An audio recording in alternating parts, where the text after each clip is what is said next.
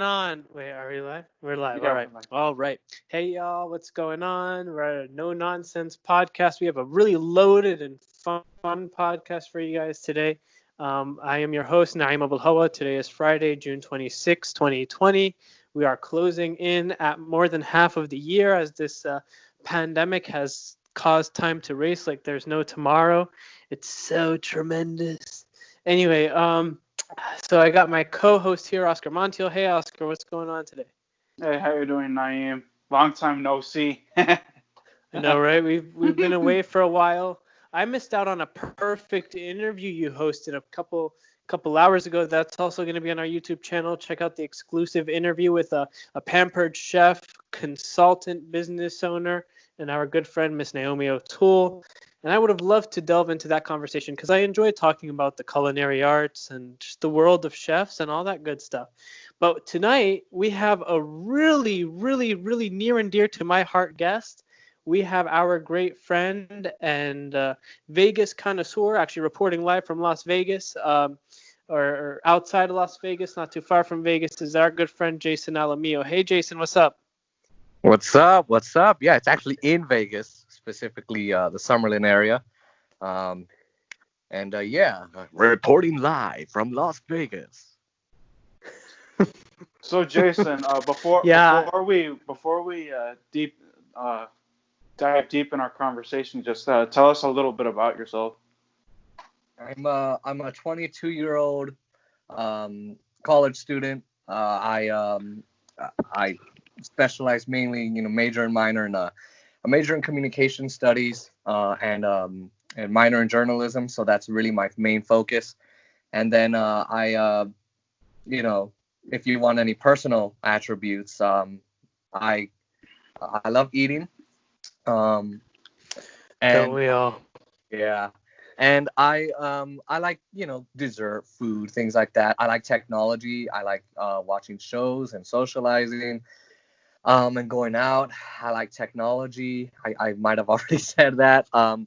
But yeah, I'm just kind of business tech, college oriented, fun, kind of bubbly, sometimes serious kind of guy, from Las Vegas, born and raised. All I know is the city life. So, Yeah. Well, all I know is the 22182 zip code up here in Vienna, Virginia. And Oscar, you are a tech person yourself, right? Tell me a little bit about what you do. Or well, tell Jason, because I guess our viewers kind of have an idea. Yeah. So, well, then again, Jason and I already spoke like beforehand, but for our viewers' sake, so I am a cybersecurity person getting different certificates. I got my ITIL, which is IT Infrastructure Library certificate. mm, I'm working on getting my Security Plus.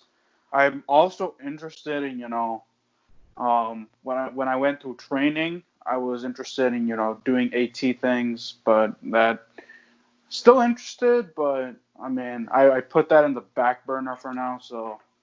What about the Yeah. certified ethical hacker? So that, unfortunately, because that's a hands-on workshop, that needs to be implemented whenever we start going in like in person. Understandable. Yeah, because it's that's actually more hands-on. I was surprised. I was looking at the shout out to Intellectual Point.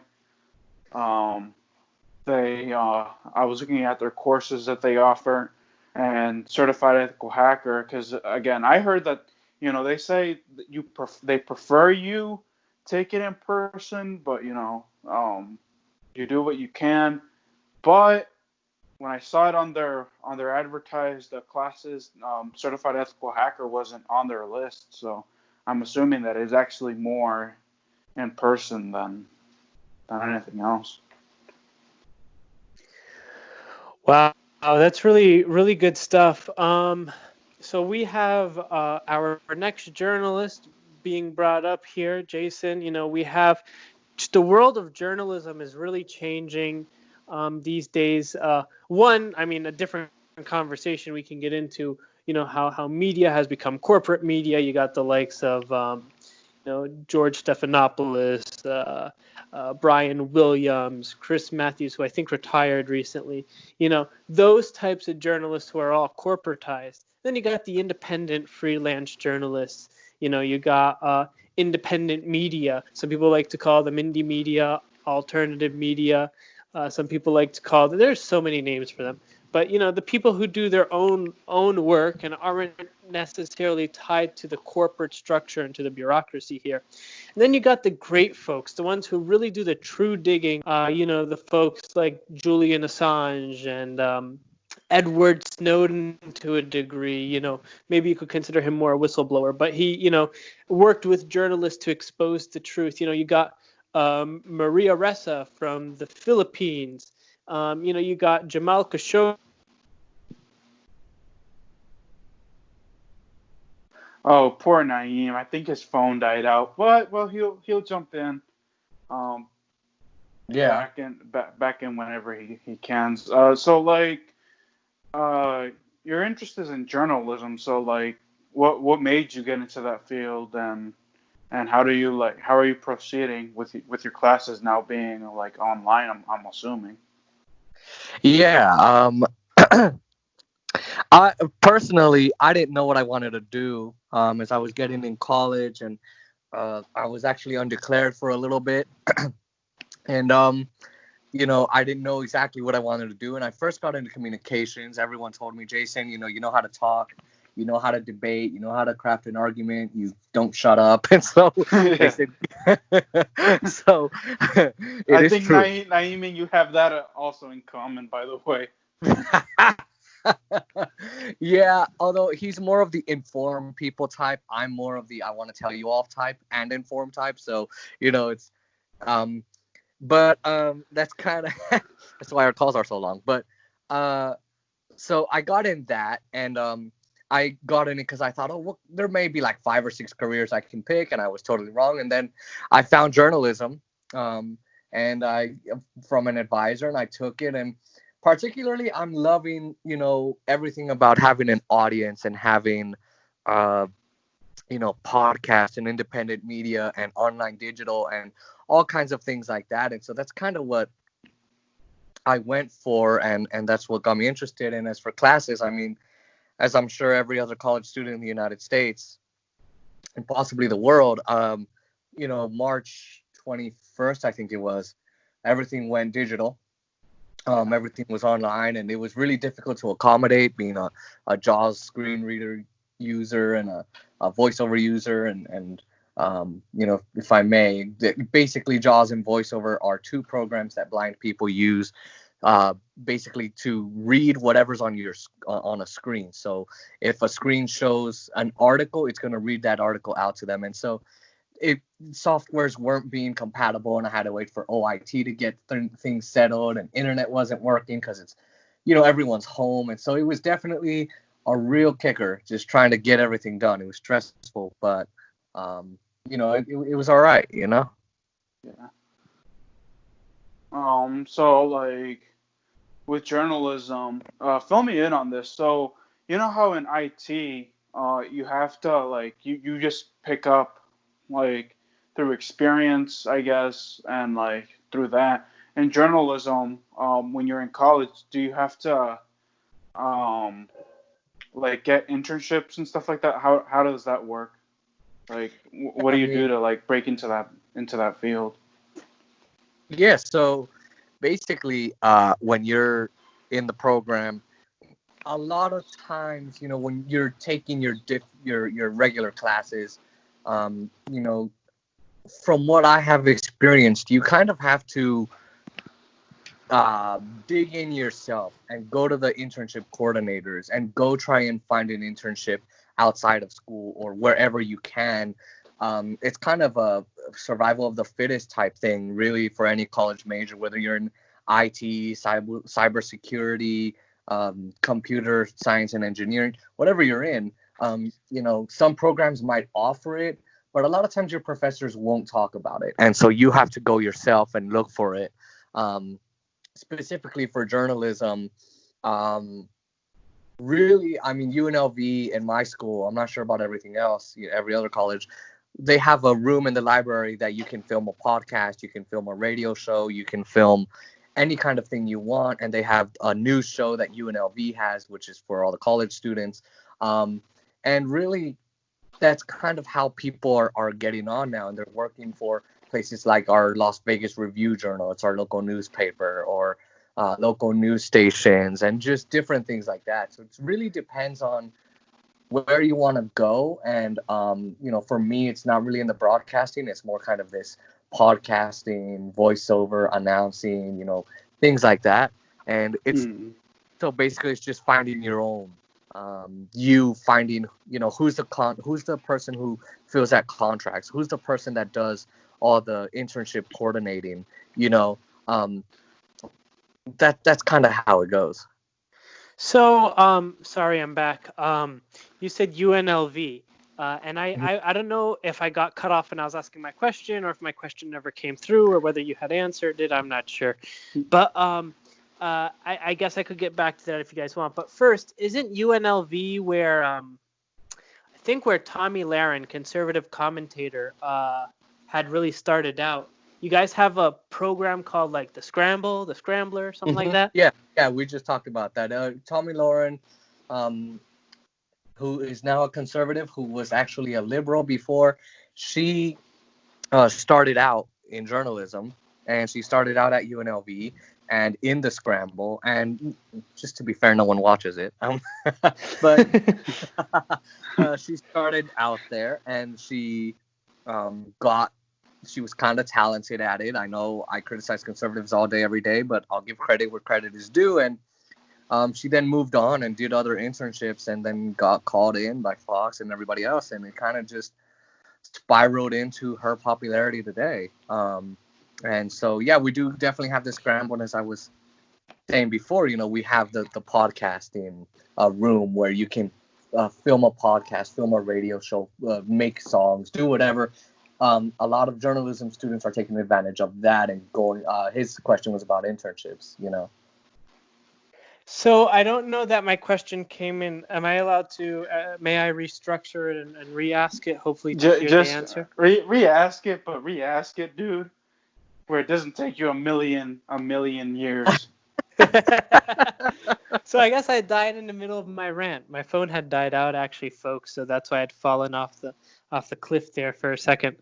But real quick, so we have such a wide landscape in the world of journalism. We got the corporatized bureaucracy, media structure. I'm trying to use nice words to describe them. The folks, like I was saying, I think the examples I'd used are he just retired, Chris Matthews. You got Brian Williams. You got George Stephanopoulos, who I think just basically runs the show at ABC almost. You got folks like Barbara Walters. I think she's gone into retirement too, right? You got those folks.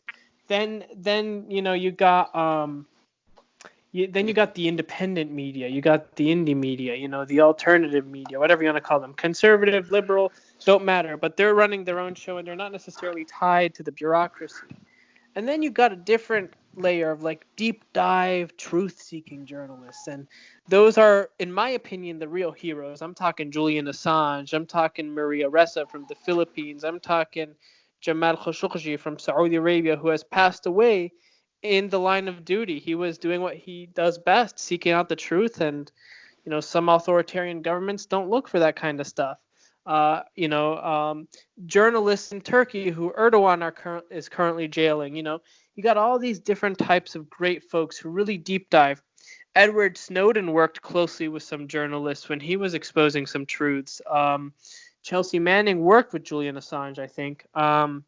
And you got such a variety of those types of journalists, investigative journalists. And investigative journalists were the first to go when corporatized media was being restructured, and when they learned that news media could be profitable. In the past, when news wasn't the profitable aspect of those big television corporations, they would seek out the truth, and biases were not bought and paid for by big corporations. I'm talking the old school journalists who worked with the big companies, but they were truth seeking. Help me out here, Jason. There are some heroes from the 80s. Walter Walter Cronkite, yeah. Yes, and a few other folks. Um, Chris Hedges until he was booted off the New York Times. So I think my question is, where do you see yourself in such the wide landscape of journalism? And I guess my question kind of does sound biased, so I should reframe it where it doesn't sound biased. There are so many options in the world of journalism. Where do you see yourself fitting? And are you going to get into political journalism, or are you going to go elsewhere? Are you going to go into sports journalism? Are you going to go into food journalism? Yeah, yeah, good. I think I asked a bunch of questions in one, but I hope you're able to piece them apart. Yeah. Yeah, Oscar's gonna go edit you out, I'm sure. Oscar's just sitting there. So tear it up for us, Jason. Tear it up. Yeah. So the food journalism I already do. Do I like this cereal? It is a good cereal. By the way, Naeem, I think you should jump up on that since you love food so much as well. Yeah, get into food documenting. Food documenting, pardon. Be the next Anthony Bourdain. Oh. Not a good ending there. For me, I don't really want to go into the corporate news because I feel like they're always limiting you can never really be yourself. Yeah. I don't really enjoy that. And so if I could go into sports, you got to do sports marketing or something like that, and that is a marketing type of degree. I kind of want to go into, as I said, I'm really, really leaning to podcasting, voice announcing, voiceovers. I do kind of want to get into the political realm. Particularly, that's where I want to hint my podcasting at, is just kind of leave it at the political realm, because I do a political podcast myself, and I find my niche there, or niche, whatever you want to call it. So maybe political, technical, that kind of journalism, specifically more independent. Or if I do go work for a corporate place, one thing that we've talked about and at UNLV is, people want an audience now, because that's what matters. Before, you could just walk in and go, I want to work for the Denver News. And now you kind of have to have an audience so that they can work the paid advertisements. So I think I'd rather work out away from corporate media and more in independent media, but specifically because I have so many interests. Yeah. So I guess, this might be a different topic, but business journalism, and stuff like that. I've always been interested in stuff like, I don't know, maybe working with Bloomberg or CNBC or, someone like that. A role model I highly respect, who does lots of business journalism, is someone like Dylan Ratigan, for example, right? Right. And kind of the stuff he does. He used to be with CNBC and MSNBC, but now he's independent and he's an investor, so he has his own other stuff going on. But I personally think business journalism, that kind of stuff is more my cup of tea. I want to guess Oscar's more a sports guy. Would you be a sports journalist, Oscar, or a sports reporter, anchor? But what's the right word? So I'm the type that likes to analyze sports. I wouldn't say sports journalist, because here's the thing with those, and correct me if I'm wrong, Jason. You kind of could get on, some teams' nerves, or even sports fans' nerves, because sometimes I see sports journalists, speculate. They don't have all the facts, and then they decide, this story sounds good, and then they post it. Oh, so that's kind of like entertainment journalists, like the tabloids type. So you're looking more to be a commentator, I guess? I don't know. Yeah, there you go. Well, there's lots of integrity that goes into journalism, but I do know there are journalists who have lost their integrity, unfortunately. Well, the Matt reason Taibbi talks about it in his book. Is it called Hate Inc., I think? Yeah, it's Hate Inc. And the reason that they're losing integrity is, as he said, I mean, as Oscar said, is tabloids are tabloids. And, if you go on ESPN or Fox Sports or wherever you go, you're going to get people that have opinions. And I think it's good if you write your opinion, but a lot of times you're writing about, Cody Billingsley, I love the Dodgers.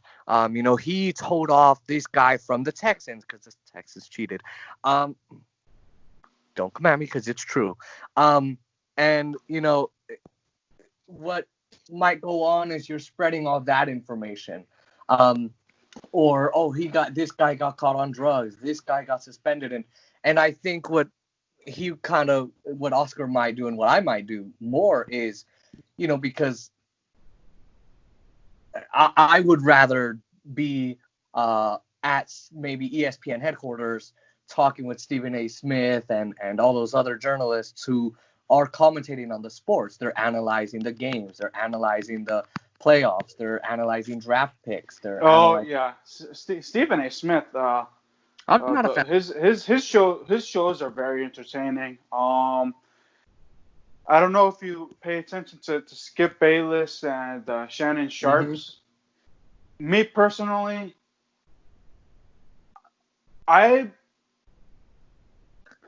have mixed reviews about that podcast, about that show, just because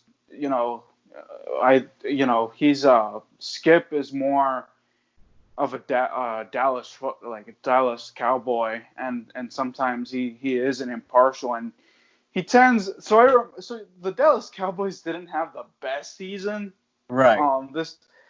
And he literally went off, like it was just he was just angry, and Shannon Sharp, he was just Skip, like, calm down, do you mind if I cut in, because I could see you're getting upset. And he's like, no, you're not gonna cut me off. I'm not done. Like I think as a fellow Dallas Cowboy fan, I'll say, look, they need to get rid of Tony Romo, and when they did, I was happy. I think Dak Prescott was great. He's an upgrade. But he is an upgrade, but now I think he got a little too comfortable with their coaching stuff, and we could talk about that, right? But again, I'm not afraid to say, look, Cowboys, they didn't have the best season, but again, they did have a pretty good record overall.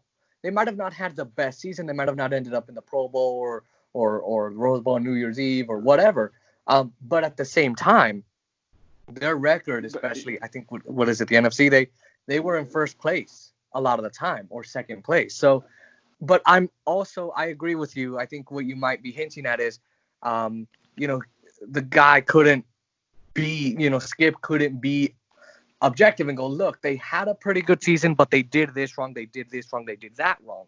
And that's one of the reasons why, if I were to do sports journalism or entertainment journalism or commentating or whatever, I am a really objective person. If, for example, the Cowboys aren't having a good season and the coaches, there's something wrong with the coaching, there's something wrong with the players themselves, I'll call it out. And I know that a lot of diehard fans are going, no, don't do that. But that wouldn't be my job as a journalist. And that's, I'm the same. I would be the same, because here's the thing. I'm a Redskins fan. Fun fact. I'm a Redskins fan. But hey, Cowboys on the way. But hey, the Redskins were just garbage. Were garbage. I'll call it this past season. 3-13 is nothing to be proud of. But no, I mean, the Cowboys have had those years too. They're nothing like they were in the 90s. But I think definitely they've picked up a lot from where they were. I mean, just some years ago, 2015, even earlier than that, they had a 96,000 seat stadium, and it had maybe 30,000 people, 50,000 people. And you got to ask, why? Why aren't tickets selling? And it's because the team isn't doing what it's supposed to. And so I know we're going into business journalism too. Naeem's question was, I cannot be in corporate journalism because I would get kicked out. Or they would tell me, hey, we know you're doing great, but we're the establishment. Go to 6 o'clock news or go to the weekend news because nobody watches that. And it's a way to shut me up and give me more money so I would shut up about it. And I just cannot do that. And, if ESPN called and said, hey, who's their number one host? He's I forget who it is. He basically criticized the NFL with Colin Kaepernick, and they couldn't do anything about it because they're like, well, he does bring in the top money, and we don't really want to shut him up. So that's my issue is I need to be as objective as possible. And in business, I'm a business person myself. I'm not a business, like a millionaire or billionaire. I own my own AT teaching business. And when I see the stock market going down, I see it going up. I'm objective and I go, okay, the stock market's going up. Who in the business is affected in the business sector, right? And the person most affected in there is the top 12 executives, top 20 executives who have those bonus salaries, government bailout money, tax cuts. But if you take the regular software engineer at Apple or the sports analysis person at ESPN, they do earn millions of dollars, but the sports business on the stock market is going to affect the owners and the founders of ESPN and ESPN2 and NBC Sports and the corporation. They're not going to affect those kinds of people. And so, that's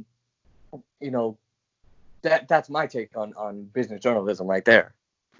Yeah. Well, unfortunately, I think Naeem left us again. I think he wrote something in the group in the chat saying that he'll be back soon. So hopefully he'll jump in before we end. But we'll try to draw this out. You mentioned that you are like an AT and like you teach AT. Like what do you teach in that realm? You said something about before we went on air. Something that you teach about privacy, can you tell me about that? Because that's something I may be interested in, maybe down the road. Yeah, so if you don't mind, if I could take maybe 20 seconds and give you a background of what I teach in general. Yeah, definitely. So I'm not in the tech industry, as you know, with IT, software engineering or cybersecurity, you need to get all kinds of certificates. Because if you have all those, what was the certificate you just got? The ITIL. Yeah, the ITIL. Once you get that, you have your foot in the door and you're able to walk in to say Walmart and say, I'd like to be your IT professional. You're able to walk into an IT place and say, look, I want to be one of your professionals. And they're going to say, do you have your degree, right? And you're going to say, yeah, I've got my experience, right? And once you show that, they know they don't just hand those degrees out to just any stranger on the street. You got to prove it, right? Yeah. And assistive technology, it's sort of the same thing. If you want to be an instructor and you want to work for like a state agency, like vocational rehabilitation, which is, for people like who might have a disability or have some accident or something that's caused them to have a disability, they might go and get rehabilitation for jobs or a career or even school. And so you can teach there. You can teach out of school. You can teach for a school district. You can teach for programs like I Can Connect, which is a countrywide program that a lot of states have. And you get. That's legit. That's legit. That's legit. Yeah. I've got a friend, Kat Botner. Her name is Catherine Botner. She lives in Delaware, and she works for the I Can Connect program. And so she goes to New York, South Carolina, I think Pennsylvania. And so you can go to a company.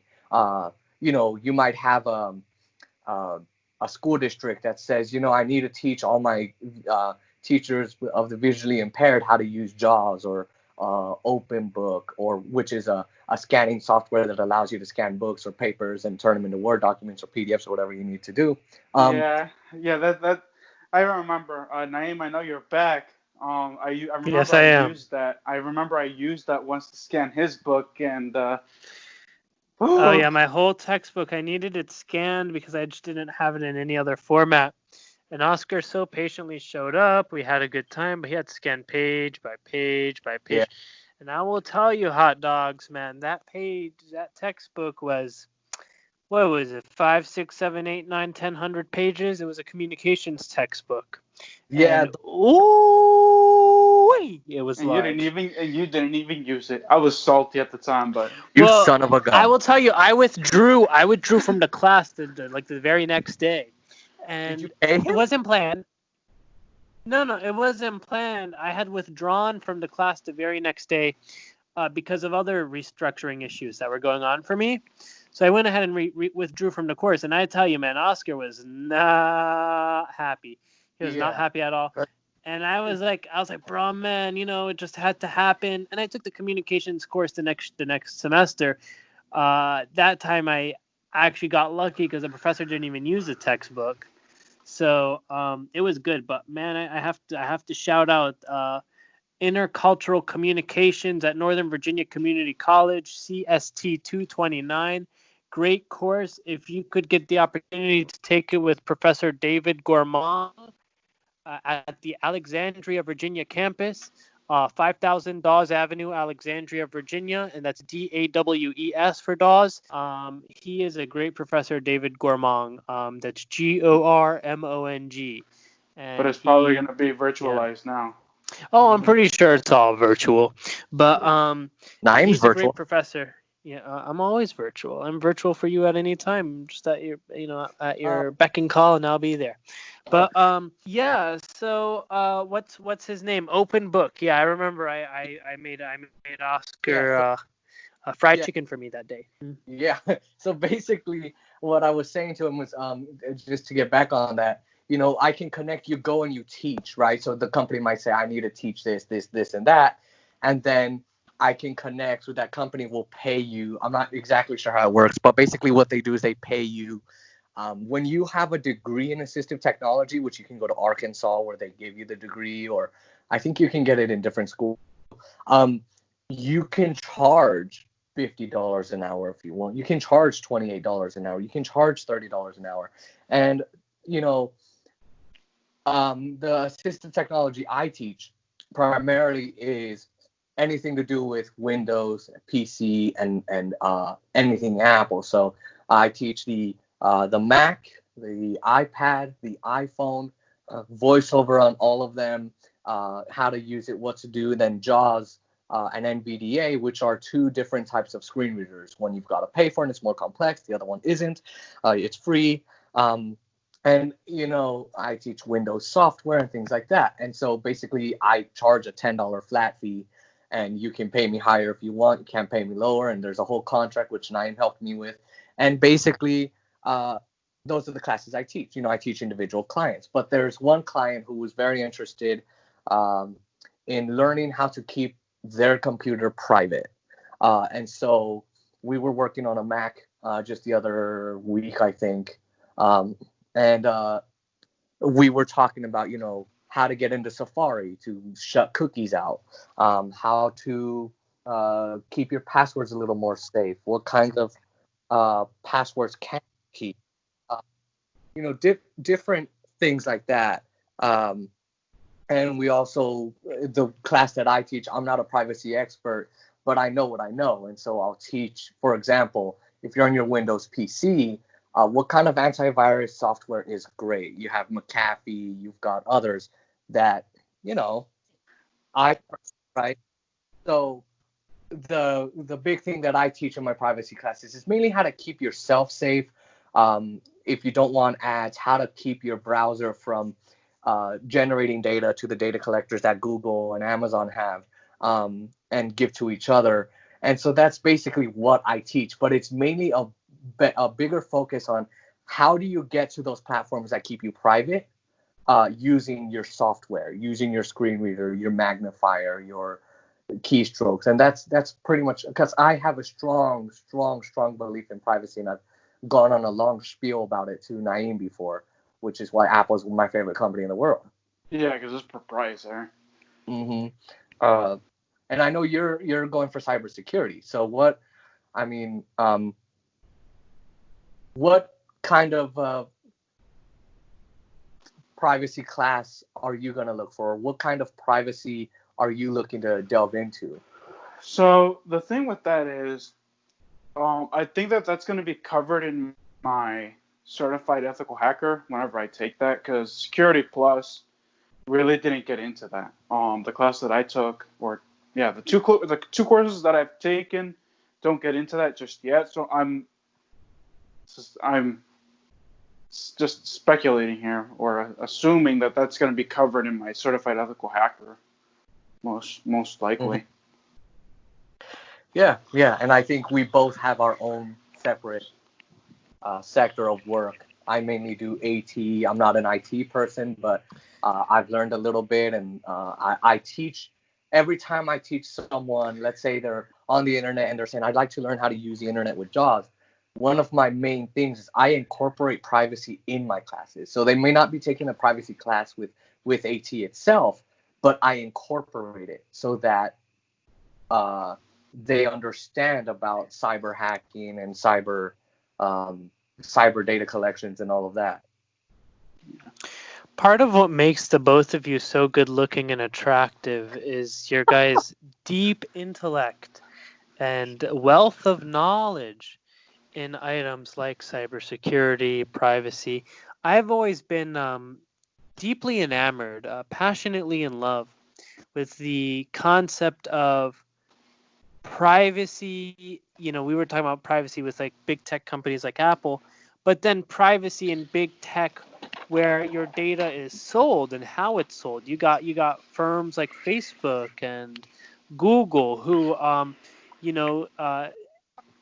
it's hidden in their terms of service, but they do sell your data, and we all know that, and that's why browsers like DuckDuckGo became such a big hit and really struck gold here. I don't know what are because you guys are the experts. I just know conceptually the discussion of privacy in big tech, the right to sell data, net neutrality, and items like that. But what does that mean in the field? What does that mean to y'all? What does that mean to the developers, to the people who are protecting us in the actual practice? Well, and I know I'm not really the biggest expert on privacy. I know that's more for the cybersecurity expert over there on the other side, Oscar. But Oscar. Anyway, for me, I think, and just to take it back, you were talking about data collections. What basically think about it as, if I'm not wrong, your question is how does it work? Well, basically companies are using ways where they know people aren't going to look at the terms of service. We look at terms of service like Congress looks at policy. They just vote and they don't know what they're voting for. And let's be honest. Shout out to Seth Meyers who made that joke in 2011 at the White House Correspondents' Dinner. Not at the it was at that. In a sense, what they're using is, for example, tracking pixels. If I'm on the phone, my Amazon Echo is using the tracking pixels to hear me talk about privacy or toilet paper or diapers or soap or shampoo or whatever. And then that's going to get transferred onto, say, Amazon, because that's their device, or Facebook or Google or whatever. And let's say you're sitting down at the kitchen table, and you're talking about privacy. Well, eventually what's going to happen is those tracking pixels are going to understand, okay, he was trying to go buy toilet paper, and then you go on Facebook and you see a bunch of ads of toilet paper. Well, you were talking about it. Or you go to the store and you do buy toilet paper, you buy furniture, you buy whatever. They're going to track you. Your phone's allowed to do so. And I think the way that privacy is working now is because they're selling it to a bunch of data collectors, browsers like DuckDuckGo and the Firefox protective browser and all of that, and military-grade encryption. The reason they came up, is because people were so concerned about privacy. And, I mean, Oscar, I don't know if you want to kind of help me out here. So I actually want to ask you, because here's the thing. You talk about Firefox, and I mean, Internet Explorer is so outdated. I mean, the most popular now is Firefox and Google Chrome.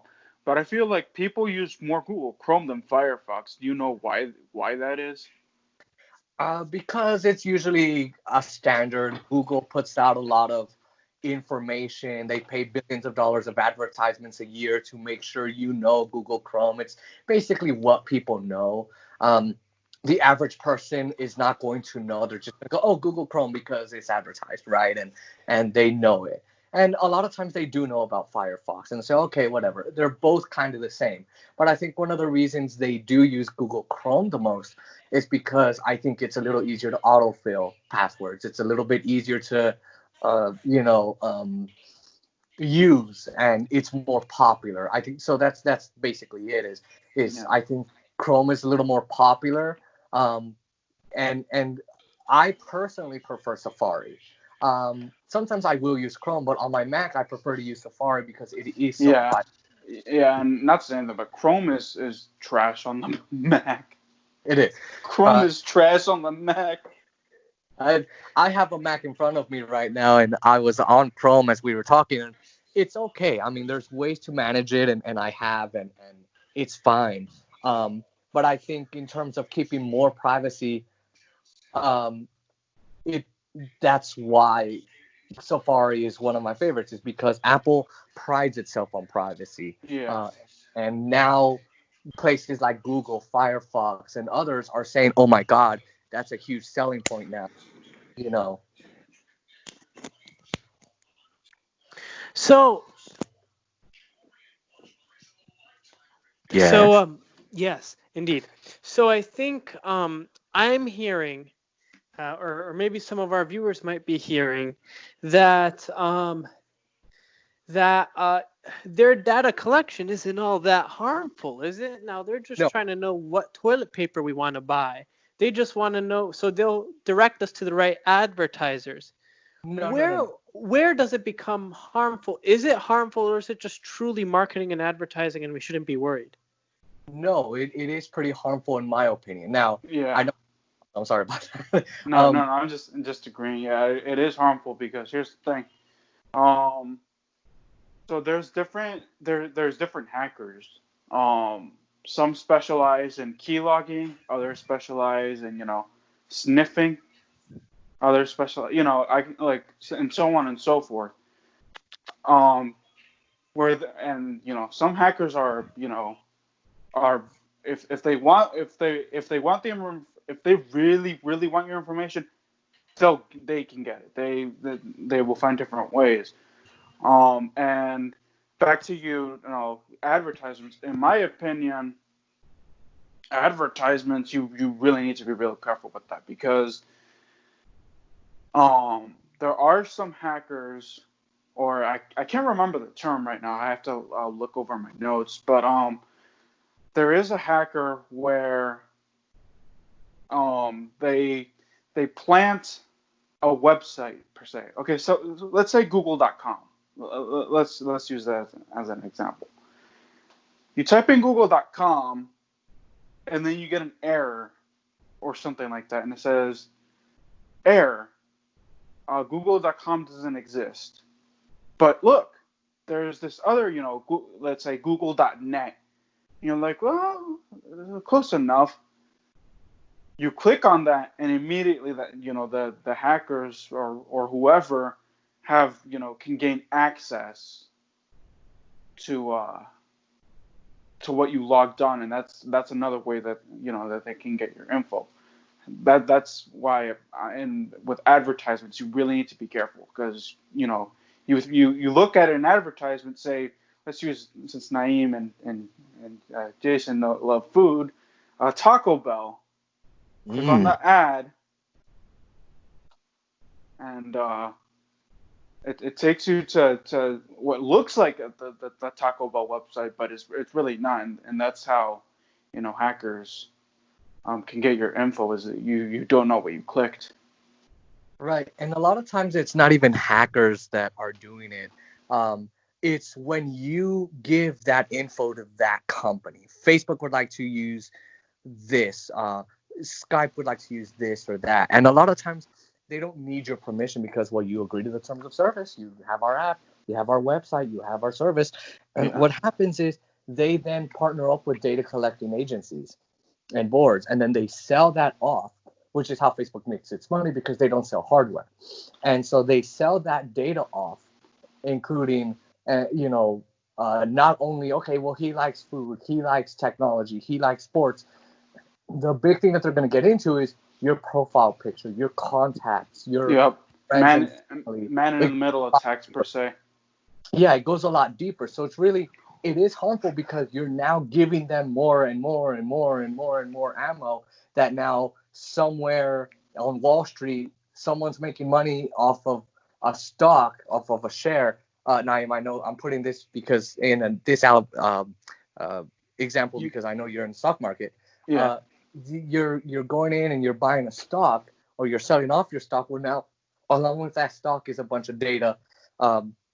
Basically, in a way, well, I got rich off of this stock because I collected this data from Facebook, Amazon, Google, whoever, and that becomes more harmful because now they know everything about you. Where do you live? Who do you associate with? What's your license plate number? Who goes to your house? What devices do you have? It's really, if it ends up in the wrong hands, you're in deep trouble. Yeah. And this is why a lot of, like, for example, my Apple computer, I could turn on voiceover and it'll tell me put in my password. And Apple itself allows you to put that passcode on there, just like Windows does. But Apple also doesn't just let you go in and change your password without you putting in your current password. Apple doesn't sell your data. And that's where it becomes harmful, is because they're not only selling to data collecting agencies and they could get in the wrong hands and they have all that info on you. It's that they need that as business. If they don't collect your data, if they don't sell your data, the biggest problem is they're gonna go under. And so that's why they do it. That's why you see a lack of privacy. That's why you see Equifax, Capital One, and others. Oh my God, 100 million people, their credit cards have been stolen, their credit card info, right? And getting into journalism, the reason why companies don't delve into, oh my God, this is the privacy and this is the securities and they're selling the data, this their servers aren't that secure. That's the biggest problem. And that's where it can get harmful, is that their servers are so accessible that maybe data collectors don't even need to ask for that data. They can get an algorithm and they can go in and buy, or just bypass Facebook and grab that data anyway. Yeah. Mm-hmm. So I just have to ask the questions. It's not I agree or disagree, but I'm going to ask you guys some questions that are going to sound a little controversial here. Okay. Let's say,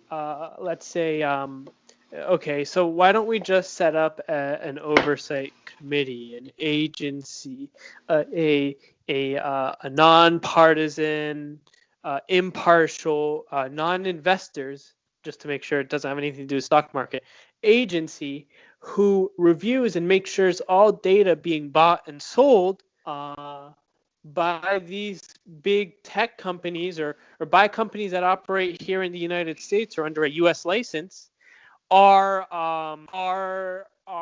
being monitored, so it's not bought and sold to the wrong folks. I mean, maybe I don't mind my baby powder preferences being sold to Johnson & Johnson. Now, I ask you the question. Well, I'm gonna slip in my opinion. My opinion is we need less oversight. We don't want policing the internet. We see how our police are policing the streets already, and we don't want all this authoritarian Chinese hocus pocus. I think, just my opinion. I wonder. Because, okay, I guess it's fair if I'm going to ask the questions that I state my position on all this before I get y'all's position, because otherwise I'm putting you guys at a disadvantage. My opinion I already have an answer. Wild, wild west. That's my perfect I have an answer opinion. for your question, by the way. I do, and I'd love to hear y'all's answers, but I think I should give you my opinion just so I won't be... No, I don't want to bait you guys. It's unfair for me to sit here and be like, why would you vote for Joe Biden? And my true opinion is I'm going to vote for Trump. You know what I mean? Like, it's disadvantaging you guys. I think it's fair you guys should know my opinion while I'm asking the question. I believe in a wild, wild west internet. It should be a town square. There should be no regulations, freedom of speech, First Amendment rights, all that good stuff. And everyone is free on the internet, and we just be exposed to everyone's opinions, even those hocus pocus guys like Alex Jones, and we just know how to digest them. And the only place where there can be gray, and we have to make sure we address, are legitimate, serious threats. Hate crimes, people planning mass shootings on 4chan or 8chan or whatever it's called, stuff like that. That other stuff. But why can't the internet just be a town square? How could we implement something like that? Or do we just need more oversight as opposed to less? So I want to hear both of y'all's answers. I know you guys both have so much insight to add. I just wanted to make sure I wasn't being unfair to you guys and not putting my point of view out there, so you guys know why I'm asking the question about oversight, for example. Well, you Jason, asked two different questions. Yeah, I did. Because here I got an answer for the first one. Okay, go ahead, please. So, and I gotta be careful with because I can't really divulge a lot of information. But so to answer your first question, there's two ways you can go about it with sharing information. You can make it public or make it private. The way you make it private is you gotta if you say for example, I want to send you something via text, or I don't want Jason, I don't want your mom, my mom to know. So I sent you have an encrypted key and I have an encrypted key. That's private. It's just gonna be you and me. That's gonna know the information. Now, with the public, everyone's gonna know. Meaning, it's not gonna take too long to encrypt. You get what I'm saying? Still there?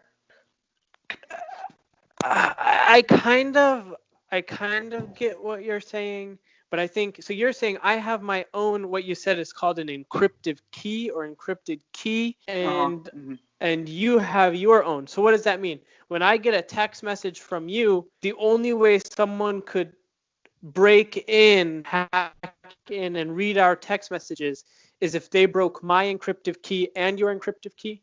Yeah, pretty much. So they cannot just break my encrypted key and then access all my text messages. They have to break my encrypted key and the encrypted key of. So is that what they mean when they say end-to-end encryption? Yep. Wow, that's so cool. They also mean that. Yeah. So basically, what for example, Apple, WhatsApp, all those people, what they mean by end-to-end encryption is I won't be able to access your info. I won't be able to access Naeem's info on your two iPhones. But the other thing is, when those conversations are not stored on our servers, they're stored on your device. Only thing we'll get is, okay, the call dropped. Why did the call drop? Okay, bad signal. Is it the cell towers? Is it our server? Is it the phone's antennas? Things like that. If I'm not wrong, your first question was, why isn't there any oversight, or should there be an oversight agency, or was that your first question? So is there enough? Is there too much? Is there too little? Why isn't there? How can we implement oversight if oversight is needed? I got that. How can we implement it in a just and safe way? Well, see, here's the biggest problem. You're dealing with, number one, corporations. And what do corporations hate? Regulation. Even the smallest, tiniest, tiny little thing of regulation is what they hate. Corporations want to run free and run wild. And so, for example, you can have an agency that's monitoring, okay, the problem, we're going to have all this data that we're going to have to look at for 7 billion people. Now you can't be selling your data, this data or that piece of data. Number one, you have to have lots of billions of dollars you're still going to have a bunch of people looking through your data, your personal, private, data you don't want 7 billion people in the world to see. The other thing is, you've got acts through Congress, like the Public Decency Act of, I think it was 1996, or I don't remember what it is, but basically companies, the reason is, I'm trying to put this in words that. Communication, you mean the Communications Decency Act? Yeah, the Communications Decency Act. Basically, what it is just to put it in a couple sentences, is number one, companies don't want oversight. They don't want regulation. So you have acts through Congress that allow them to go, okay, fine, just do this, do that, but don't do this. Otherwise, you're free to go. That's why there's no oversight of these companies, is because a lot of companies, what they're saying is, hey, we can manage ourselves. We'll take care of it. And that's what Tim Cook kind of says with Apple is, I don't really want regulation. I think companies should be able to do it themselves, and we need to get them to do it. That's one of the reasons why we don't have it, is because companies like Facebook rely on selling your data. If they didn't sell the data, they wouldn't be on the stock market. They'd be in the tubes, because that's their bread and butter, is our personal data, on whatever we like, whatever we comment, whatever we share. That's what they're going to be posting.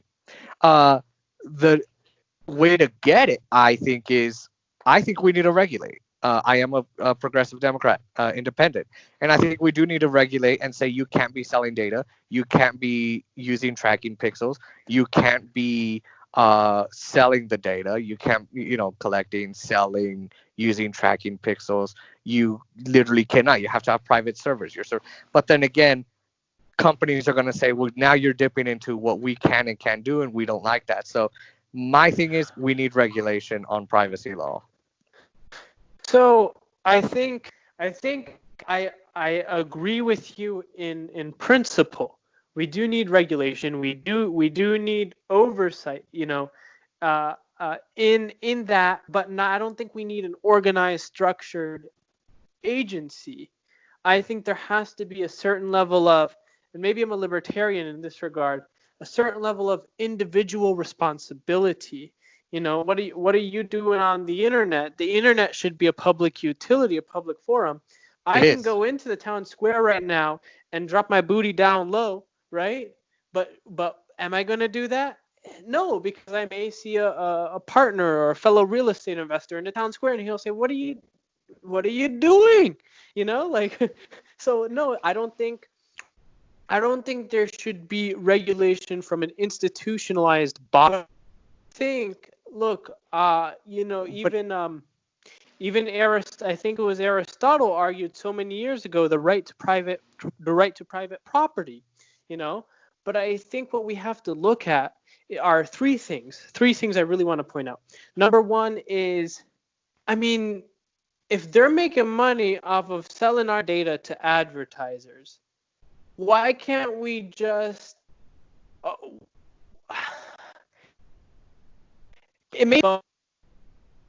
can't our data be sold as long as it's sold to legitimate advertising companies? Johnson & Johnson, still not the cleanest company, but well, there you go. Why can't? If I can jump in real quick. Yeah, go ahead. So the problem is, you could go to Nike, you could go to Johnson & Johnson, you could go to Albertsons, Smith's, Walmart. Those are perfectly legitimate companies and advertisers. The biggest problem is, what are they doing with it? Yeah, you can sell it, but the point is, we don't want it sold, right? Because what those companies are going to do is, behind the scenes, they're going to say, hey, I've got this on a drive, do you want it? That's what's going to happen. Okay, $7 million, let's go. All this data. Okay, so doesn't the company just take it so they could target you with advertising, or do they take it for more malicious intentions? They could target you for advertisements, but then what are those advertisers going to do with that data? Anyone can act maliciously, especially if there's no oversight. And now the internet is a public forum. The guy who made the internet, basically, Tim Berners-Lee, he could have made it a private domain where every time you went on the internet, you had to pay, or you had to pay an annual subscription or whatever, but he made it free for the public domain. And the biggest thing is, you're trying to say, well, it should be our responsibility to be careful what we're posting. Okay, well, now you're limiting freedom of expression and freedom of speech, right? And so it shouldn't be our responsibility what companies do with our data. It should be the company's responsibility to ensure our privacy, right? And okay. to All right. basically say, well, I know Facebook is selling your data, but you should be responsible for what you post. You could have the cleanest, driest person in the world posting little doggy pictures, and that's all they post. But what Facebook does with that is when they give it to the data collection agencies, Facebook doesn't have any power over what they do because they're a separate corporation. So that person is not simply just going to get a whole bunch of puppy chow advertisements because they posted up little videos of their cute little puppy dogs. They might get a little bit more than that because, again, you're having personal conversations at the kitchen table, in your bedroom, at the office, in your car, with your friends. And again, they're using things like tracking pixels so that, Naeem was talking about getting a new safe. All they need is one small.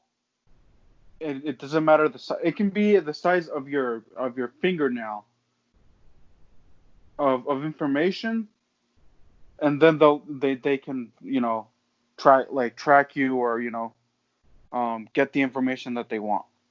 Okay. Now, I think I see where you guys are going with this. I agree with you. But how can we do this, something like this, implement something like this, without then infringing, one, on our rights, and two, on a company's right to make capital? Because then we should, if we want to make it a public utility, which is what I am arguing. I'm arguing in favor of a public utility. You got like Facebook. Let's take YouTube for example. YouTube had a lawsuit with PragerU. PragerU is a conservative online video platform where they profess their opinions on different social, political, constitutional, and legal matters. I, for the most part, don't agree with most of what they have to offer, because most of what they have to offer is hocus pocus, let's be honest. Look into PragerU and I'll be able to dispel arguments like there's no tomorrow. But they had a legitimate court case, I don't know if it's ongoing, against YouTube, because YouTube took down one of their videos or something like that. And look, on the premise, hey, YouTube does that when you put up inappropriate content. PragerU argues, it wasn't inappropriate content. It was our opinion being expressed. It was free speech being expressed. So the question becomes, why does YouTube have the protections of a public forum like the public square? Why does YouTube have the protections of a public utility? They have the protections of letting people express their free speech. So YouTube cannot be sued for anyone's individual opinion. Yet, however, YouTube goes ahead and decides, okay, well, I don't particularly side with this view. Now, I don't know if it's YouTube or if it's a bot. Maybe it's a bot and not a human. Who knows? Takes it down, and there's nothing necessarily harmful about it, but it's free speech.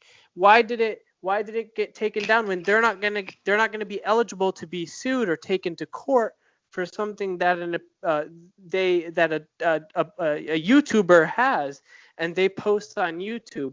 In that regard, YouTube is acting like a private company, like a publisher.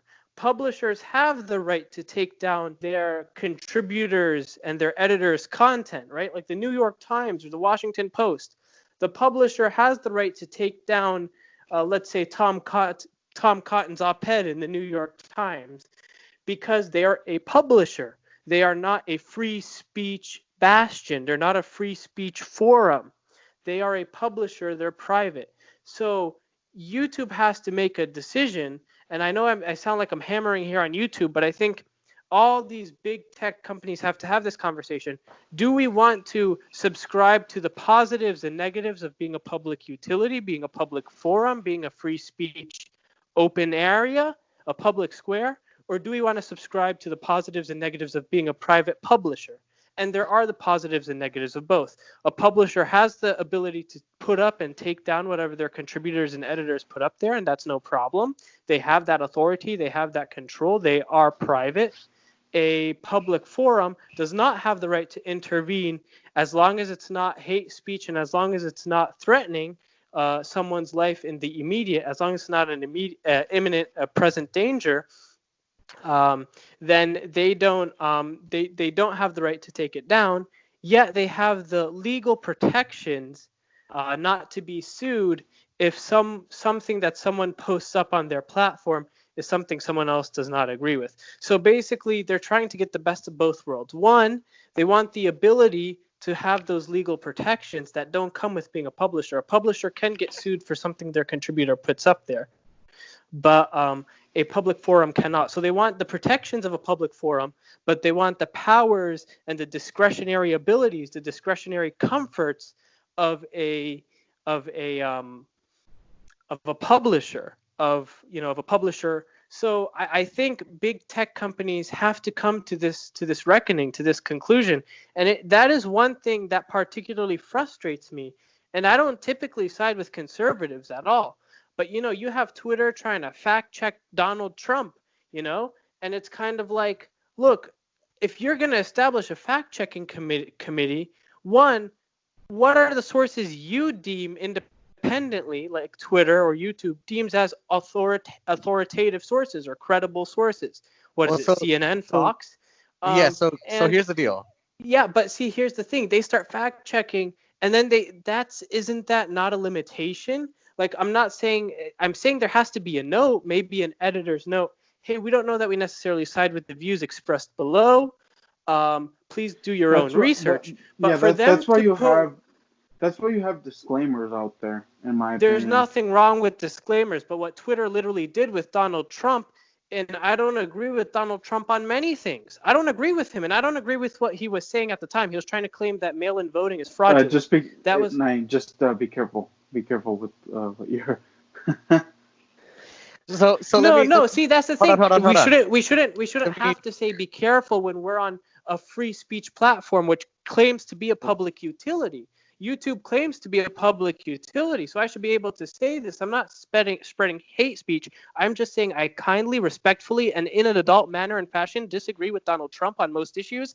However, in this particular instance, he was being fact-checked by what Twitter defined as authoritative sources, and these authoritative sources are grossly unauthoritative when it came to issues like the Iraq War, when it came to issues like military expansionism and adventurism that the United States practiced in the world, when it came to imperialist ambitions. And no, I don't think what Donald Trump said was helpful. I think it was harmful to the discourse, to the rhetoric.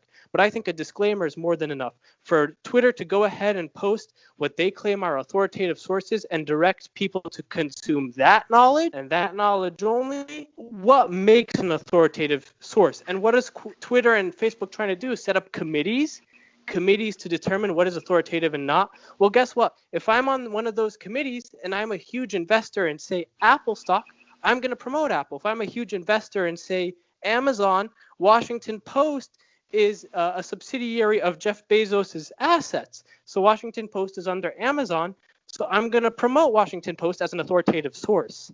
Well, so let me get into that. So bias gets in the way. Bias gets in the way, Jason. Please go ahead. Yeah, so after that long speech. I know, right?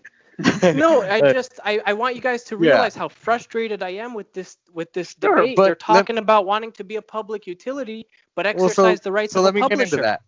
So number one, when you use their app, you agree to their terms of service. We talked about terms of service, why they're allowed to collect our data and sell it and do what they want with it. It's their terms of service. When you use that YouTube app, they are a private company, right? So they shouldn't have the legal protections of a public utility. Let him finish.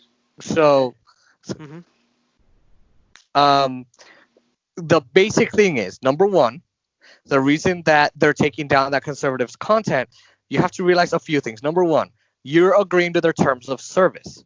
If YouTube deems it to be, right, or if our algorithms do, it's going to be taken down. It's going to be considered hate or the implication of hate, because you can code your language. You can code racism. But then if someone says, oh, my God, that actually is racist when they look it up, then guess what?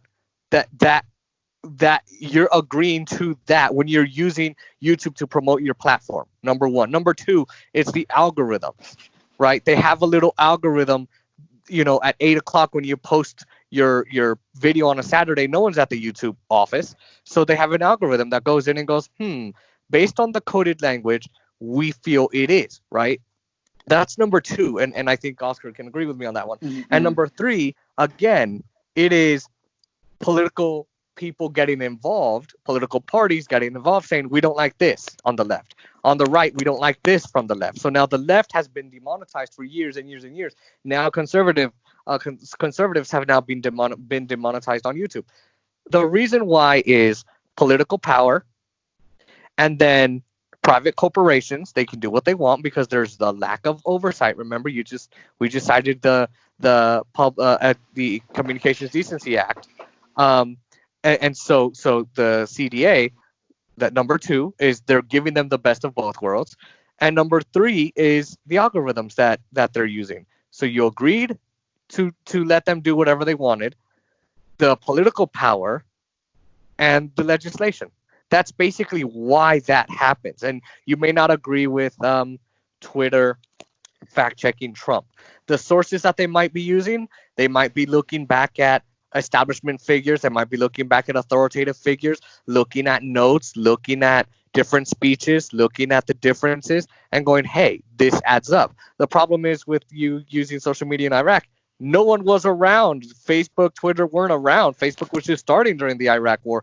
They weren't even selling data at that time. They weren't getting into that. They weren't shutting people down for that because it was not really popular. Now they're jumping into different issues. Okay, Oscar, so what if now I talk about say Juan Guaido in Venezuela, and how the United States and should not be actively intervening in Venezuela. I don't support Maduro, for example. I don't know Maduro's policies, but I don't think it's our right to exercise the powers of Big Brother and put in whoever we feel, like Juan Guaido, in there and say, hey, now we're in charge of who we're going to put in there. Now, if I go post that, is Twitter going to go fact check me and say, well, CNN says, JoeBiden.com says? I don't know. It's just kind of like, I think we're treading into some territory that's a little, and that's why I know it sounded a little bizarre for me to argue earlier, but that's why I argue that we should have a wild west internet. We should have a wild west internet. Like, we should be able to have no one telling us what is an authoritative source. I think independently we should decide what's an authoritative source. I'm in total support of putting a disclaimer. Hey, conduct your own research, do your own due diligence, conduct your own due diligence. But the views expressed below are controversial and may display or express some inaccuracies. There, just a citation needed, but don't go ahead and try to cite it with what you determine as authoritative sources. Wikipedia puts citations and sources they believe are authoritative sources.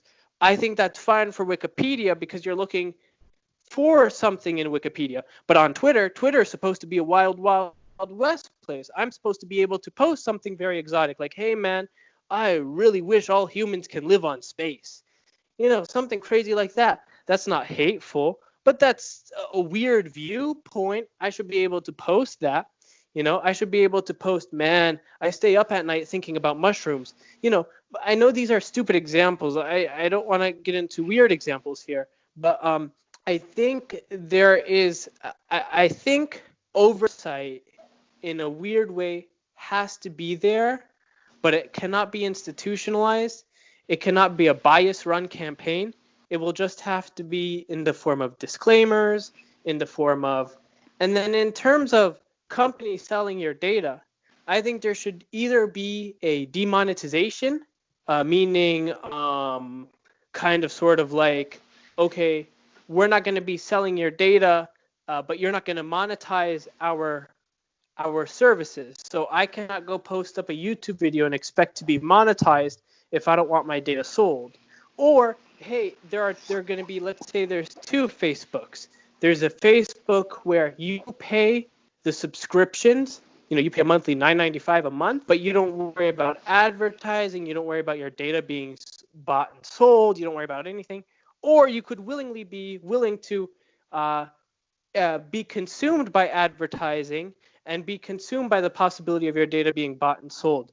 I don't care to pay money for Spotify Premium. I don't mind the advertising, but I made that choice. If I didn't want the advertising, I'll pay the $9.95 a month or whatever it is. I think there should be two avenues or something like that. I do think there should be a thorough law, sort of legislation that's in there that holds companies accountable if they're selling your data to knowing bad actors, if they're selling your data to outlets of pornography, for example, if they're doing stuff like that, then they should be held uh, either to a legal expectation to explicitly communicate to you that black and white. Like basically, how like when you get a box of cereal, it says everything that's in the cereal, all the ingredients. Why can't I get a report at the end of every week telling me who my data was sold to by Facebook? Facebook tells me, hey, thank you for using our platform. You've been using the free alternative version, so we're selling your data. And we sold your data to Oracle, Google, Raytheon, all these defense contractors, Halliburton.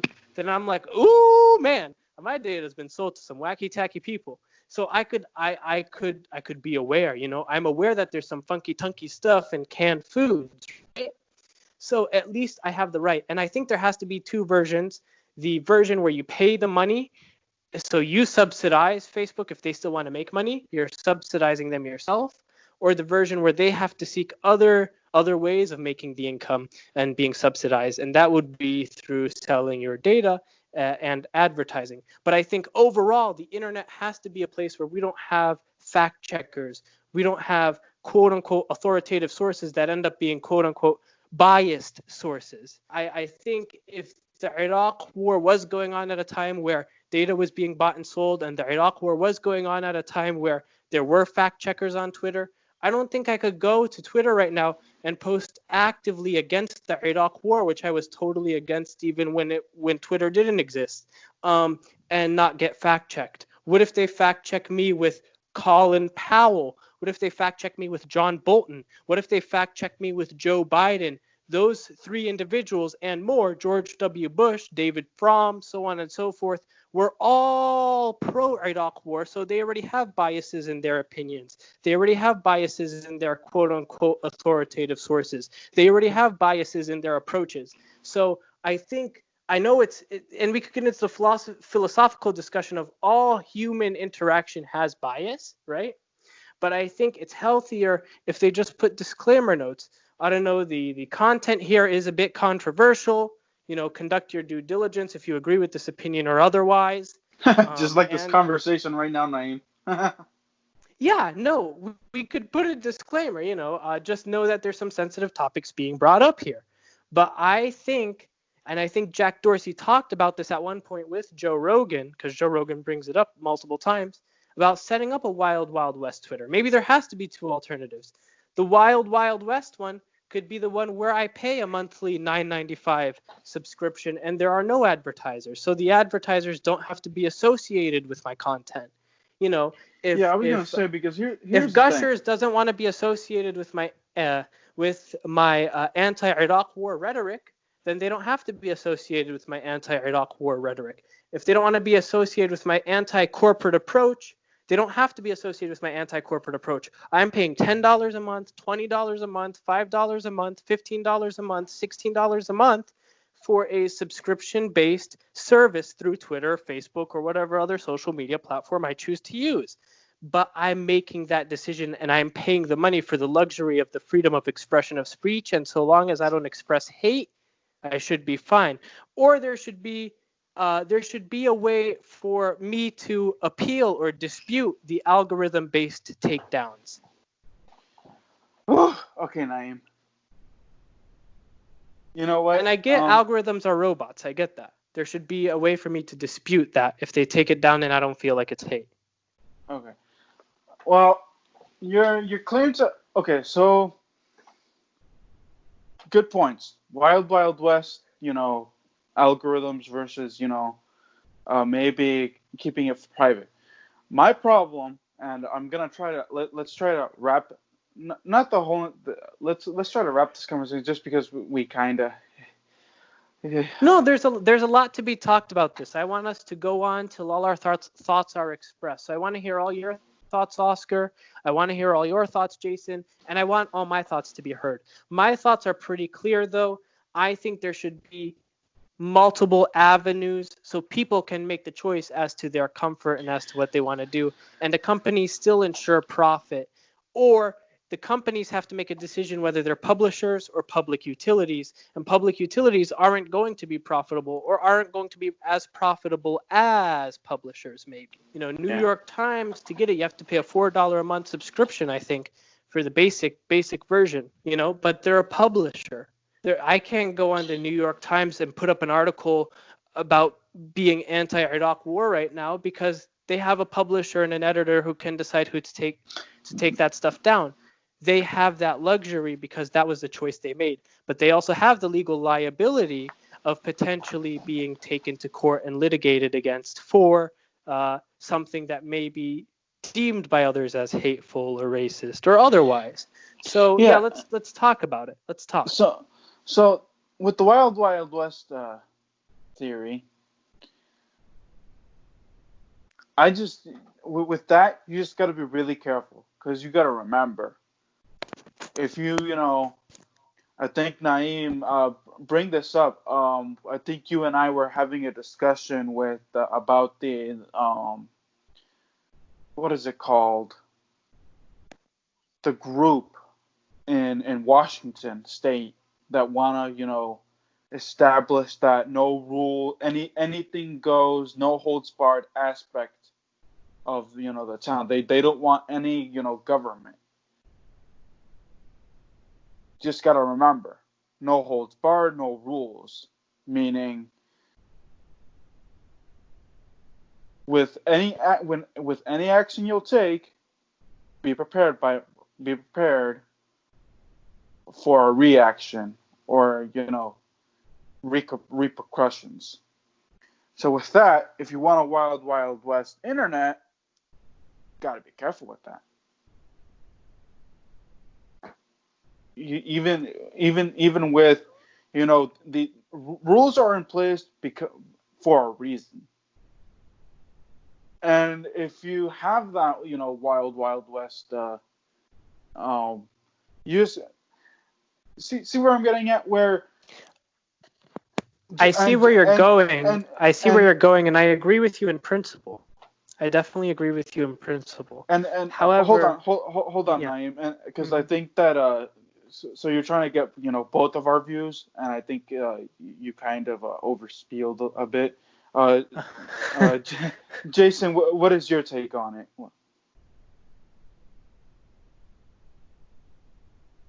Jason, are you still with us? I'm sorry, guys. I was trying to talk this whole time, and I didn't realize I was muted. That's pretty crazy. Wow. I don't even know. Yeah, I was trying to talk like 20 minutes ago during your presidential speech. Yeah. But I think just to really just dumb it down, here's my take on the Wild Wild West. Internet's already a public domain. What people are trying to say here is, look, man, we don't mind that it's a public domain. It's fine. Don't have Twitter fact check. I understand all your points, but people don't just go get a cybersecurity degree or become AT instructors and then teach their AT students how to keep their things private for nothing. The world is malicious. Data can be used in a malicious way, and yeah, that's what I was trying to get at. And if you're gonna get the Wild Wild West, okay, fine, but that means that for those of us that do care about privacy, anything goes. Exactly. And that means that this podcast, YouTube could, someone could come in and hack the data that Oscar's using to record, hack his passwords. It's all compromised. Like our data is now, right? But the reason that I argue for regulation is not telling the corporations exactly what to do, but saying, look, you can't be giving away people's private information. That's it. Now, yeah, The Wild Wild West you're talking about is let people post what they want to post. That's the Wild Wild West you're arguing, which it is true. Yes. That's fine. I argue the same thing, right? But no matter what we post, it shouldn't be our responsibility to ensure that there are no cyber attacks on our computers and our data, right? And that's I'm not disagreeing with that either, though. I never implied that we shouldn't have protections. Yeah. Mm-hmm. Right, but if you're saying let it be a wild, wild west, not only are you saying, hey, let us post whatever we want to post, don't fact check us, but if it's really a wild, wild west, that means that any company, Target, Walmart, ExxonMobil, Facebook, Apple, Google, Amazon, whoever, they can just get our data, do whatever they want with it. Yep. You can't go sue them if you get hurt, if you get killed, if you lose your job over it. You can't go sue them because, hey, it's a wild, wild west. Yeah, that environment is anything goes. Like, you chose to post it. You knew you were gonna post, and you used that wild, wild west platform, meaning you can't touch us because you made that one decision. So can we not launch an experiment where they have two versions and see which one succeeds more? Like I said, there'd be two versions of Twitter, or there'd be two versions of Facebook. The Facebook where it's subscription based, where I buy my space on Facebook instead of Facebook selling my data, and we see which one wins out. And as is the rules of capitalism, the one who wins survives, and the one who loses, survival of the fittest type thing. And then that's the method that's used. I just think you gotta remember cost, man. Because let's be honest, and be honest with me, man. You being a cheapskate, are you willing to? Are you willing to do that? I am not. Put yourself in other people's shoes as well. Yeah, no, I am not willing to do that. But I'm also telling you, I'm not concerned about my data being bought and sold. I don't mind my data being bought and sold. The only one I don't want touching my data is the surveillance state in China. But that's who gets your data. That's why you should care, is because Facebook sells to these data collecting agencies that are not only based here in the U.S. A lot of them are going to sell it to Huawei and other Chinese executive companies that, because corporations over there are tied to the Chinese government. That's why you should care about your data. Okay, but that's where we put legislation in place where we say, then it's hey, not these the guys wild, are wild our allies. You can't be selling to our allies, to our adversaries. But you're wanting a wild, wild west. A wild, wild west not only is us posting whatever we want, but the wild, wild west is also letting companies run rampant, and that's exactly what's going on. So if you want a wild, wild west, it's a double-edged sword. There's the alternative avenue. There's the alternative, of hey, for those. Okay, I don't want China to access my data. Then I will have to pay the $9.95 a month, and be fine with it. I will have to pay the $9.95 a month and be fine with it. And I'm paying for that to make sure China doesn't get my data. You see what I mean? I'm making the choice. There are both avenues, both alternatives available. Sure, and you could. I'll have to decide whether I want the Wild Wild West or whether I want the subscription-based monthly service. Right, but even as a subscription monthly based service, they can still sell your data. They'll say, "Hey, we won't sell your data." No. That's the thing. They can say that. To propose. No. I'm trying to propose. If you're taking money from the client, it's because the client don't want their data sold. Period. So you can't be taking money from me.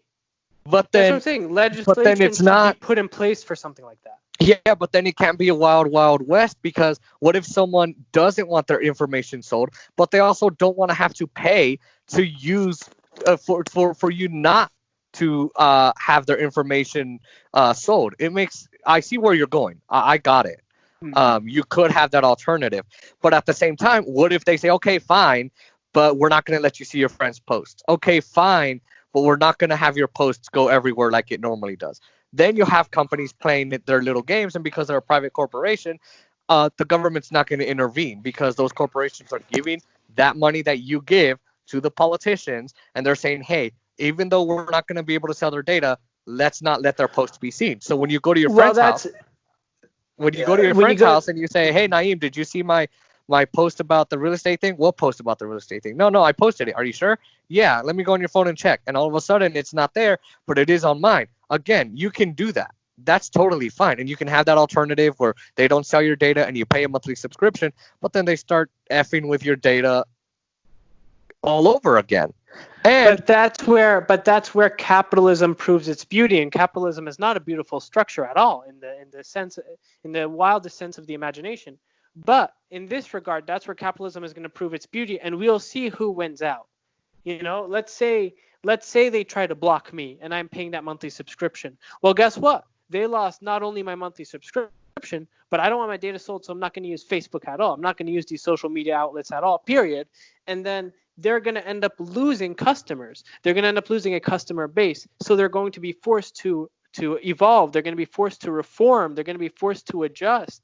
And then when we have a situation like that, they're going to correct themselves because they have no choice, because they're losing business. They're losing customers. They're losing people who are consuming their services. And I hate to break it to you, social media is beautiful, and social media has become such an important and integral part of our lives these days, but it's not essential. And if folks realize, hey, I have two options, either my data being bought and sold like a fish, or I have to pay a monthly subscription for a premium service where my data is not bought and sold, they'll make the decision. And let's say they decide that they want that premium service. And if that premium service does not live up to their expectations, one, they'll probably complain to corporate and ask them why they're not living up to their expectations. And if corporate doesn't correct the problem en masse, if corporate doesn't correct the problem altogether, if corporate doesn't correct the problem in a collective sense, then they will just end up stop consuming the products. Why do you think Apple continues to manufacture and produce in China, for example?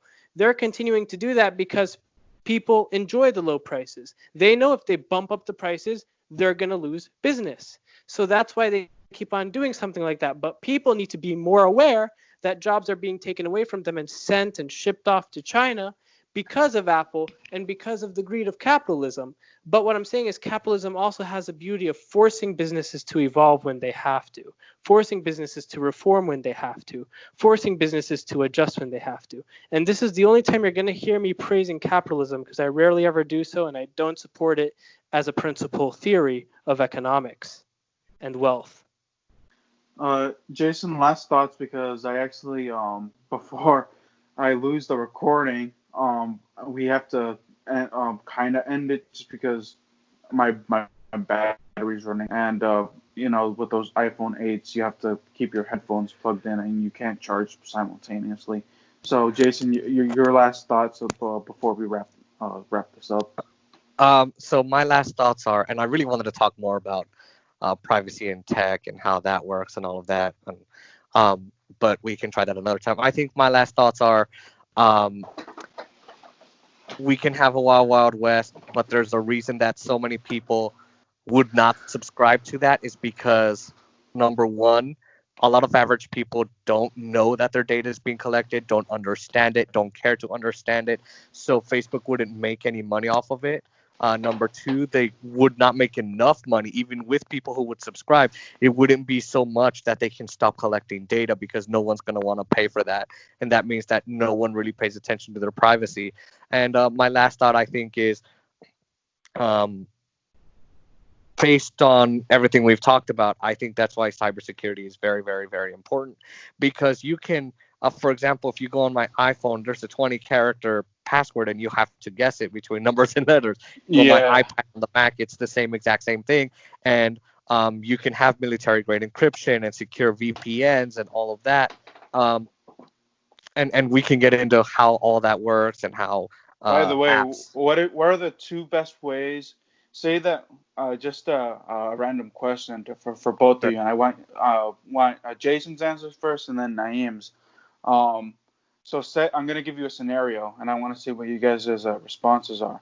So say that you're working for a private, company, and you can't like Apple per se, and you're at a hotel, but the hotel only, hotels with their, with their free Wi-Fi. What is the best way in making sure that you can connect to your company's, work, to your work with a company that is private, remotely? How can you access? What are the two best ways? I would suggest possibly a personal hotspot. If I'm alone and I have a Mac, I can connect to my personal hotspot, so therefore I don't need the Wi-Fi of that hotel, or a secure VPN. Uh, with a secure VPN. Yeah, you nailed it. By the way, I don't think we don't need Naeem's response for that. You nailed it. Then I'm gonna take my couple seconds to give my closing statements on my earlier argument here. All right, you got 1 minute. Go. 1 minute. All right. So I think what Jason, what you're alluding to, the average Joe, the average American folk is not gonna really want to understand or care to understand how their data is being traded. But when they're forced to sit down and come to a reckoning, come to a confrontation, and understanding that this is how their data is being bought and sold, they will look into it, and then they will be informed and be able to make the decision. It's like, what happens, and I don't know that this is too dramatic and too radical an idea, if every American citizen were required to vote. They would go ahead and inform themselves on the different candidates running for any political office, and they could be exempt if there are religious reasons why they cannot vote or so on, but we can work that out. I think it will force the discussion. It will force the data-driven market and how it really works and conversation if we have two alternatives available. And I think I do worry about data, because I worry that even the United States, not just China, is going down the road of becoming a surveillance state, with the Patriot Act being reauthorized over and over and over again, with all these extra new and frankly intrusive, intruder-style amendments being added to the Patriot Act. And Edward Snowden talks greatly about this in his expose. I think he worked with the Hong Kong Times journalists to get all that information out. So I think it's important that we realize the conversation has to be had. And if people aren't going to want to have it willingly, we're going to have to force them to have this conversation, because it means their life and it's important. I think we agree on lots of things and disagree on lots of things, and that's beautiful. We do have to bring you back on, Jason, for another conversation, because there's lots of privacy in tech conversations we need to have. And it sounds like you and Oscar understand the mechanics of it. And I kind of have a vision of how I would like to see it happen. And you guys explain to me the mechanics and the coding and the ins and outs, the nuts and bolts, so on and so forth. So yes, I really do appreciate that we have you on, Jason, and would love to have you on more. And I wish there's more time, because there's so much more to talk about this data-driven market and how it really operates. Hey, Naeem, we would have had a little bit more time. Yeah, we would have, but you're very long-winded. Anyways, Jason, where can people find you? Talk to us about your podcast, by the way. And also, Jason's exactly. a really good voice impressionist. Could we get a couple impressions from you at some point, if possible, before we close this podcast? You know what? As a gift, let's do just one. Okay. What voice impression do you want? My favorite's your Obama. I also like your Bill Clinton and your Jimmy Carter. You choose which one you're most comfortable with. And let's see. I gotta tell you, this podcast is really good. We didn't have this when I was president. I gotta tell you, I would have made a private podcast for me and Monica. It was so good. It's the truth. All right. So people can find me on Instagram at FluffyJA97. That's Fluffy and then FLUFFY JA97. They can find me at the same username on Twitter. And then, that's kind of where you can find me. The podcast, I'm going to be uploading. I need to find a name for it. I'm also going to be doing another one, which is going to cover technology, all kinds of realms, and WWDC, privacy, cybersecurity, Google, Amazon, all of that. But that's where people can find me. And It'll be cool if you have me on that episode, by the way.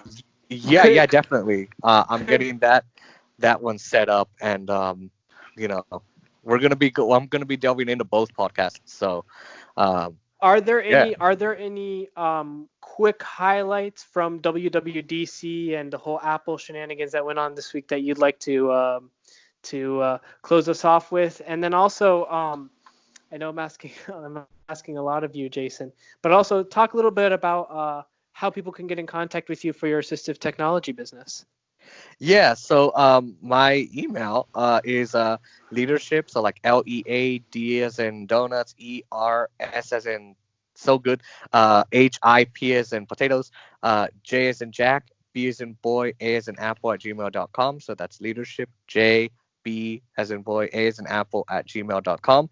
If you go ahead and email me there or DM me on Twitter or DM me on Instagram, I can go ahead and we'll do assistive technology. As for WWDC, the main two things for the average people are iOS 14. They're going to do a new app drawer like Android, and they're going to have widgets on the home screen now like Android.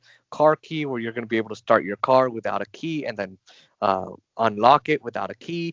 And let's see. Siri is going to not take up your whole screen anymore. It's just going to appear like a notification. So is a phone call. Those are just and then messages. You're going to be able to pin messages, your favorite messages to your top. So if your mom and dad are the two people you talk to every single day, you might want to pin those two. Group messages, you're going to be able to at Naeem in a group chat, tag someone and then specifically have a conversation with them within the group or do inline replies.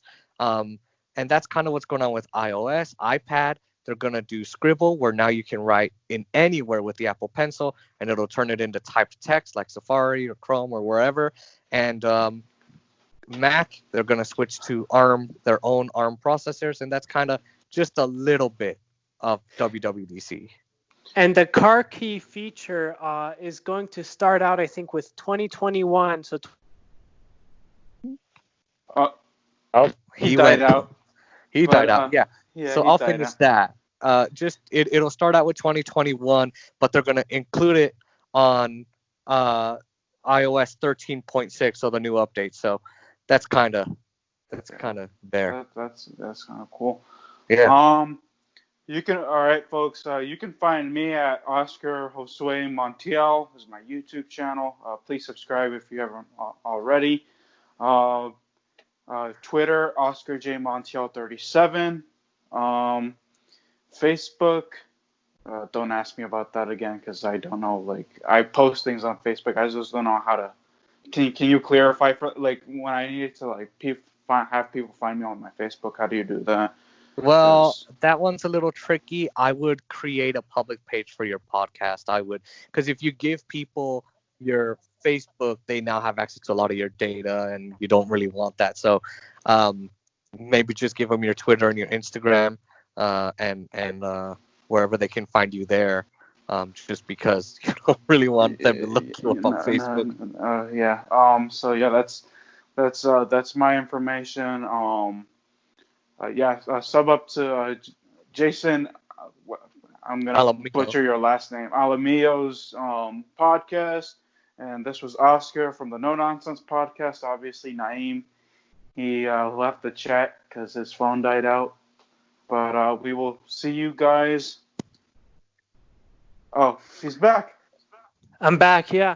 Sorry, I had cut out. I don't know if you guys are still podcasting, but I did want to ask you, Jason. We're about to end. We're about to end, so... You guys are about to end. Oh, you guys can't end till I ask this question. I heard, Jason, well, I just have so many questions about WWDC. What can I do for you, Oscar? No, I'm messing around. I wanted to ask I think the car key feature is going to first be rolled out with BMW model years 2021, correct? Yeah. Yeah, and I had already answered that on the just on the podcast already because he asked me, or I finished it. It's going to start out at 13.6, and any car that has NFC on it can access that. So I better get my BMW fast. Endorsement BMWs, they're amazing cars. They drive well. Their motors are great. Maybe great, they have so many smart features. Maybe you should just keep your phone. Maybe you should keep your phone plugged in and get Bluetooth headphones, so that way your phone can charge up, and you just need to walk around with your headphones in your ears. Yeah, I can't stay in one place for too long. I start spinning in circles and wanting to walk around and run around and all that kind of stuff. Maybe I'm like an ADD type person. Who knows? But anyways, Naeem, you don't have any social media, so we can't check Oscar's YouTube channel out. Subscribe for this podcast, and I'll tear up social media someday when they give me 2 alternative avenues.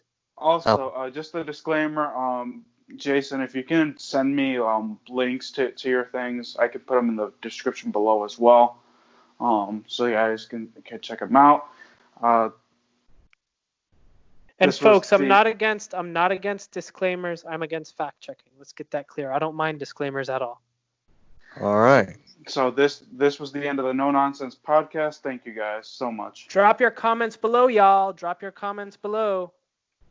Like and subscribe. Of course. You don't